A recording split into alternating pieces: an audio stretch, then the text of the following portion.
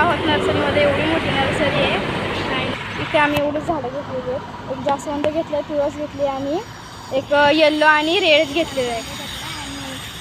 आणि आज एकादशी असल्यामुळे आम्ही 2 तुळशी पण घेतलेले आहे. तो अजून तिथे भरपूर झाडं आहे. तिथे टॅमॅटो येते इथे, पण तो अजून टॅमॅटो काही पिकला नाही आहे.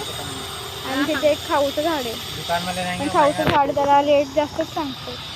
इथे भरपूर गुलाब आहेत, खूप छान व्हरायटीज पण भरपूर आहेत. पण खूप भाव सांगितला, कमी नाही सांगितलं. एकपर्यंत पैसे पण कमी नाही केले मी एवढी. आणि अजून पण झाडं घेणार आहे तर थोडी कमी करायला. कम नहीं करते आप सोचो बराबर है, लेकिन हमको तो कम करना चाहिए. कम से कम में हम लोग बोलते बेचते हैं.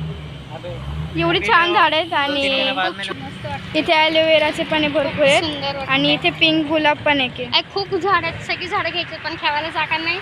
आणि पैसे जेव्हा स्वतःचं घर होईल ना, आता होईल लवकर, तेव्हाच घेऊन जाऊ सगळी झाडं. खूप छान वाटते आणि गार वाटते, एकदम मस्त वाटते.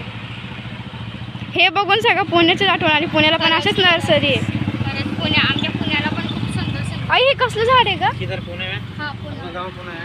हां, पुणे से आते हैं. पुण्यातून येतात हे झाडं. तिकडं ऑरेंजचं पण झाड आहे, तुम्ही बघू शकता. ही त्याची छोटी छोटी जी फळं आली आहेत ना, ही ऑरेंजची झाड, ही ऑरेंज आहे. हां, अनंताचं झाड आहे. अनंताचं झाड आहे. कितीला आहे पण हे? मागे तो 100 बोलेल बघा.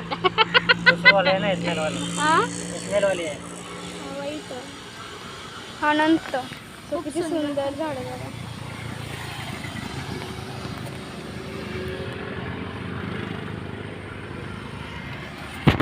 तुम्ही पण एकदा या आणि असेच झाडं घ्या. So bye.